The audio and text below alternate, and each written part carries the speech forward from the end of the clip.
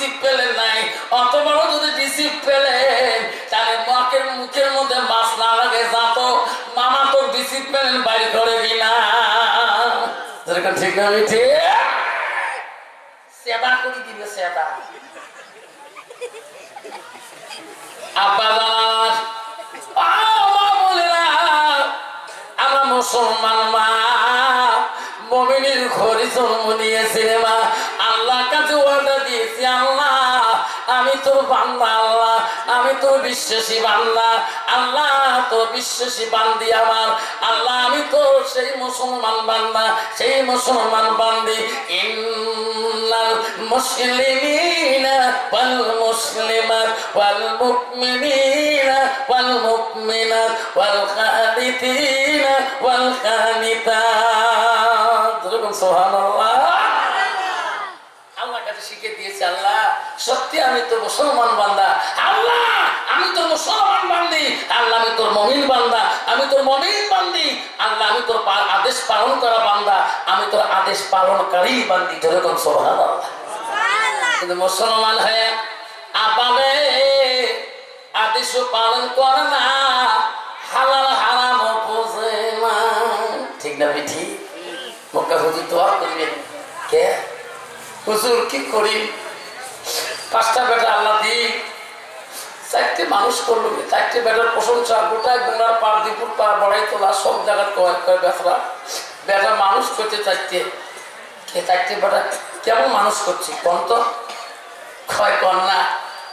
প্রথম বেটাটাই ডাক্তার না, সবাই ডাক্তারের বাপ কয়, মোর মান সম্মান কত দাম দেবে। দ্বিতীয় বেটাটা, দ্বিতীয়টা ইঞ্জিনিয়ার, সবাই ইঞ্জিনিয়ারের বাপ। তৃতীয়টা কয় মাস্টার, মাস্টারের বাপ। চতুর্থটা কয় পুলিশ। 5 নম্বরটা কয় হুজুর ওটাই যে জলতলা। এলপিতে কয়বার ফেল, এলপি প্রাইমারি স্কুলতে কয়েকবার ফেল করে হুজুর ওইটা আশা করছে তোমরা নিয়ে কিছু মুন্সি মাংসা বানা। ঠিক না বেঠি? যেটা ফেল তো কিছু না, বানিয়ে মা দললা। যেটা স্পেশাল মানে ওটা সায়েন্সের মধ্যে, যেটা একটু লেভেল মিশর ওটা একটু আর্টসের মধ্যে, যেটা আরেকটু পায় ওটা মানে বিকম পড়া লাগবে, যেটা আরেকটু পায় ওটা 5 ক্লোজে পড়া লাগবে। আর যেটা মানে এলপিটি ফেল করে জলদলা বানিয়ে মাছের মতন ওটি নিয়ে যে মাছের সাথে হুজুর তা কিছুই বোঝে না। অসলটা হুজুর কয় আলিফ কয় আলিস, হুজুর কিলেতে কিলেতে কিলেতে কিলেতে কোরআন পড়া শিক্ষা দেয়। যেরকম সুবহানাল্লাহ। কয় কি হুজুর এটা কিছু মুন্সি মানসায় যাতে খাবার পায়। বাপ কি কয় এটা যাতে কিছু মুন্সি এবং মানসা। আল্লাহ নবী বুখারী শরীফে প্রথম লম্বা হাদিসে বলছেন নামা আমালু বিন্নিয়াত, উনি বলছে মুন্সি মানসা। আল্লাহ বলে ও বান্দারে 4টে বেটার প্রশংসা করি তুমি বেড়াও, এই মুন্সি মানসার চলে তুমি সম্মান পাও না। মাদ্রাসায় শঙ্করী দিয়ে হুজুর কানে কানে বলি দেয় ব্যাপারী, যতদিন কোরআন পড়া যাবে না অতদিন না ক্লাস ছুটি দিবেন না, বাড়িতে পাঠাইবেন না। ওই হুজুর বলছে ব্যাপারী সব যাও, টেনশন করা হবে না, আমি নাকি কোরআন পড়া শিক্ষা দিয়ে তারপরে বাড়িতে পাঠিয়ে দেব। যেরকম সুবহানাল্লাহ। 1 বছর পার হয়ে গেল, 2 বছর পার হয়ে যায়, কোরআন পড়তে পারে। হুজুরকে বলে ছাত্রটা আব্দুর রহিম হুজুর 2টা বছর চলে যায়, আমার মাটাকে দেখার জন্য আমার মনটা বড় কান্দে। একটা দিন ছুটি দিবে, আমি একটা দিন রাত্রি থাকি আমার মাটাকে আমার আব্বাটাকে দেখে আসবো। ওস্তাদ বলে না রে বেটা না, তোর আব্বা বলি গেছে ব্যাপারী যতদিন কোরআন ক্লিয়ার হয় নাই অতদিন তুমি বাড়ি দেওয়া ছুটি পাবো না। ওস্তাদের কথা অমান্য করতে পারে না। 2টা বছর পার হয়ে যায়, 3 বছর হয়ে গেল রে। ফজরের নামাজের আগে আল্লাহ বলল ওরে মালিকুল মউত আজরাইল যা যা বান্দার কথা কোনোদিন তার বাবা মুখে আনে না। ওই ছেলে আব্দুর রহিমের কথা অন্তরে নাই। ও আজরাইলে যা ওই ব্যাপারে জানতা সবে সদাগিরি টাইমে জান কাবাজ করে সবে সদাগিরি টাইমে ব্যাপারে মারা গেল। গ্রামের মানুষ খবর পাইল হঠাৎ করে ঘুমের মধ্যে মারা গেছে। গ্রামের মানুষ সবাই ছুটলো। বড় বেটা ডাক্তার কলকাতা থেকে প্লেন দিয়ে আসতেছে বাগডোগরা পর্যন্ত। ছোট বেটা ইঞ্জিনিয়ার রাজধানী ট্রেনে আসতেছে। মেজো বেটা মাস্টার আসতেছে। পুলিশ কাছাকাছি আসতেছে। চারো ভাই আসিয়ে গেলেন। বাবার জন্য দামি দামি আতর গোলা আনলেন। দামি তিন কাপড়ের কাপড় দামি কাপড় আনলেন। বাবাকে ইমাম সাহেব সাজার চেষ্টা করলেন। তিন কাপড় পাল্টাইলে মা আড়াল তাকি দেখে আমার চারটে সন্তান ওখানে তার বাবার কাছে রে। আমার আব্দুর রহিম কি ওনার বাবার মৃত্যুর খবর যাবে। ইমাম সাহেব জানা যান এখন দেন না। আমি মা ডাক্তার আমার সন্তান, পুলিশও আমার সন্তান, মাস্টারও সন্তান, ইঞ্জিনিয়ারও সন্তান, আব্দুর রহিমও আমার সন্তান। আমি মা আমার কাছে একটা পাগলা সন্তান অন্ধ যদি হয় তাও আমার মার কাছে সন্তান।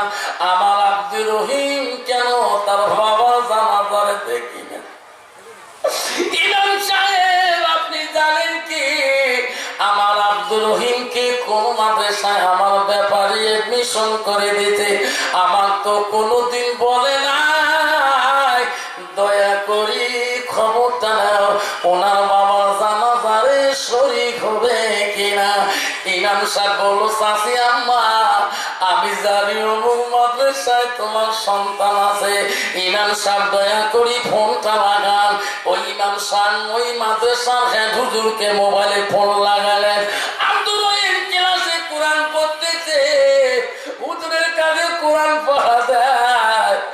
ইমাম সাহেবের ফোন হুজুরের মোবাইলে ঢুকে যায়।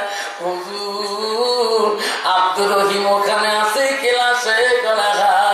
হুজুর গো কানে কানে তোমার বলি দে একটু আড়াল হয়ে আউটেল হয়ে ফোনটারে ভালো কথা শোনে কি ওনার আব্বা হঠাৎ করে রাত্রিকালে ইন্তেকাল হয়েছে। আব্দুর রহিমকে মৃত্যুর কথাটা কালের মধ্যে বলবে যা ওনাকে তাড়াতাড়ি বাড়ির দিকে পাঠিয়ে দাও। উনি না আসা পর্যন্ত জানাজার অপেক্ষা থাকবে। উস্তাদ আব্দুর রহিমকে ক্লাসটাকে আরে বাবা পাঞ্জাবি ভালো পরি না, লঙ্গি খুলি প্যান্ট পরে নাও কেন উস্তাদজি? আব্দুর রহিম আমার পিছনে গাড়িতে বসে যাও বসো। আমি তোকে সঙ্গে করে নিয়ে তোর বাড়িতে যেতে চাই। আব্দুর রহিম বলে হুজুর এক এক করে 3টা বছর যায়। একটা দিন আমি ছুটি চাচ্ছিলাম আপনি একটা দিনের জন্য ছুটি দেন নাই। আমার আব্বাকে মুখটা দেখবো, আমার মার কলিজার টুকরা মাথা মুখটা দেখবো। আজকে আপনি নিজেই কেন আমাকে বাড়িতে নিয়ে যান? হুজুর আমার বাড়ির থেকে কোনো টেলিফোন আসছে নাকি? হুজুর জানে রে মৃত্যুর খবর যদি এখন বলি বাচ্চাটা মাদ্রাসায় পাগল হয়ে যাবে। এনাকে মাদ্রাসা থাকি ওনার বাড়িতে নেওয়া বড় মুশকিল পড়ে যাবে।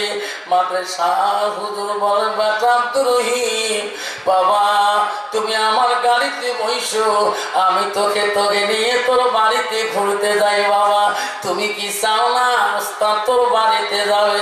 আব্দুর রহিম বলে রে হুজুর কেন এত মিষ্টি কথা বলে রে? আমার বাড়িতে কোনো বোধহয় দুর্ঘটনা হয়েছে।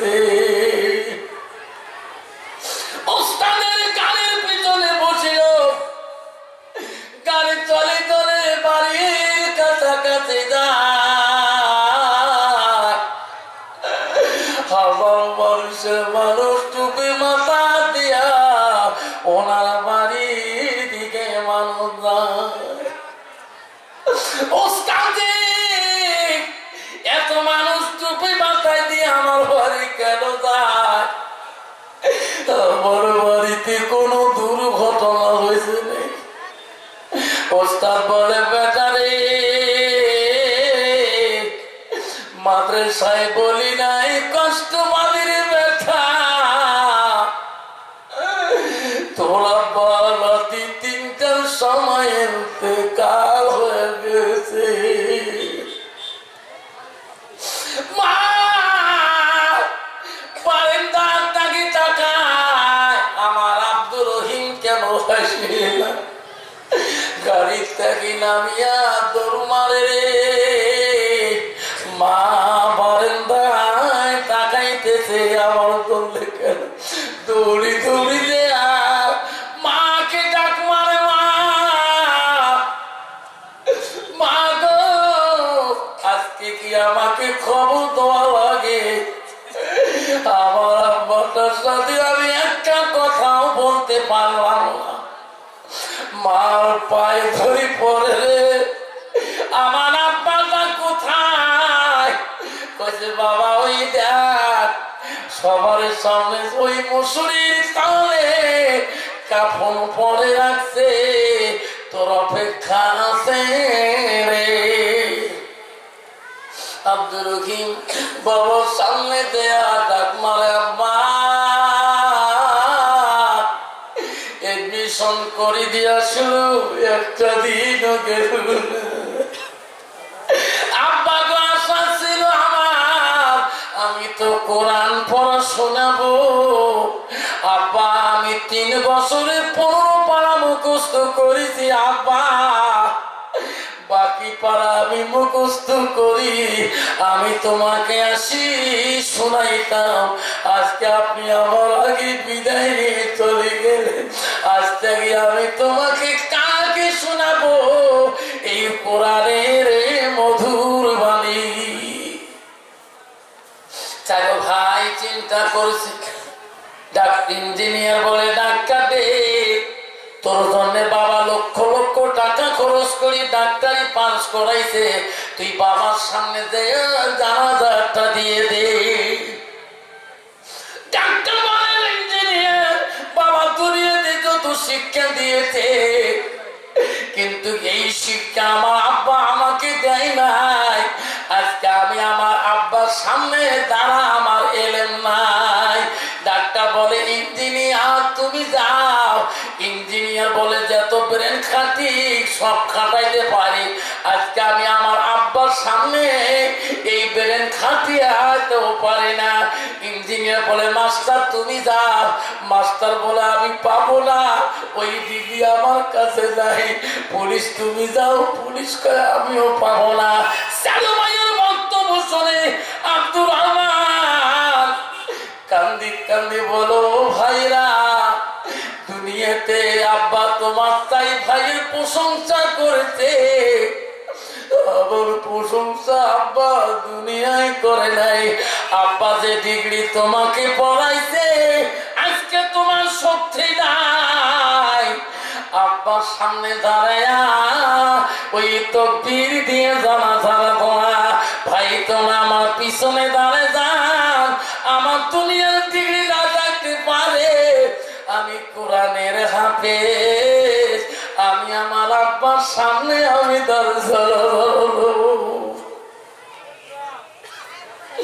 আব্দুর রহিম বাবার সামনে দাঁড়াইলো। হাজার হাজার মানুষ পিছনে কাছারে জানাজারে শরীক হয়ে গেল। এক বিন্দু চোখের পানি ফেলা।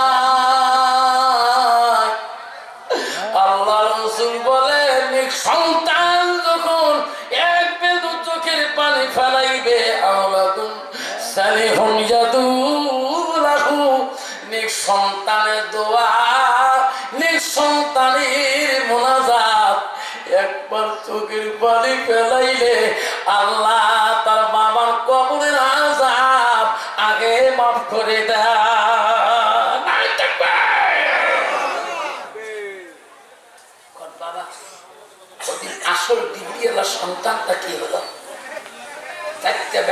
প্রশংসা করেছিল, ওই দিন চারু বেটার সামনে দাঁড়ার মতো এলিম বিদ্যা তার কাছে নাই। জোরে কোন ঠিক না বেটি? যে ছেলেটার প্রশংসা দুনিয়ায় করে নাই, ওই দিন ছেলেই তার বাবা প্রশংসা করে। দ্বিতীয় তাকবীরের সময় বলে, আল্লাহ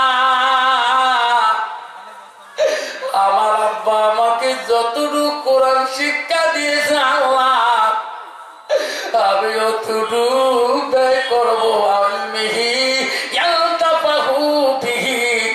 আল্লাহ আমি নিজে শিখলাম, অপরকে শিখাবো। আল্লাহ নবী বলে এলেম শিখবে, অপরকে শিক্ষা দিবে, বাবা মা জান্নাতের বাগানে শুয়ে থাকবে। যেরকম সুবহানাল্লাহ। আমার মা বোনেরা, তোমার পেটে থাকি মা এখনো কোরআনের হাফেজ আসবে মা, আল্লাহর ওলি আসবে মা। মা তোমার পেটে মা এখনো কুতুবে আলম আসবে মা, মুহাদ্দিস মুকাররম জন্ম হবে মা। আল্লাহ নবী কি বললো মা? ও গঙ্গা পাড়ের মা, সিরাজি এলাকার মা, সান্তার এলাকার মা, দীপুর পাড় এলাকার মা, বড়াই বাড়িতে গিয়েছেন মা, বহু দূর থেকে আপনারা এসেছেন মা, ভালো করে শুনে রাখো মা। আল্লাহ রাসূল কি বললো মা? আলমান আতুইজা সাল্লাত খামসাহা, আমার নবী বলে কোন একটি মহিলা যদি 5 ওয়াক্ত নামাজ পড়ে, ওয়াসামা শাহরুহা, ওই মেয়েটা যদি রমজান মাসে রোজা করে, ওয়াসানাত ফারদাহা, ওই মেয়েটা যদি পর্দায় পুশিদায় থাকে, নিজের চরিত্রটাকে পবিত্রতা রাখে, আল্লাহ নবী ওয়াতা বানাহা, ওই মেয়েটা যদি স্বামীর খিদমত করে, স্বামীকে ভালোবাসে, আল্লাহ নবী বলো ফাকাদ কুলু মানায়ো আবওয়াবিল জান্নাতি শাদ। আল্লাহ নবী বলল ওই নারীদের জন্য আল্লাহ 8টা জান্নাতের দরজা খোলা রাখবে।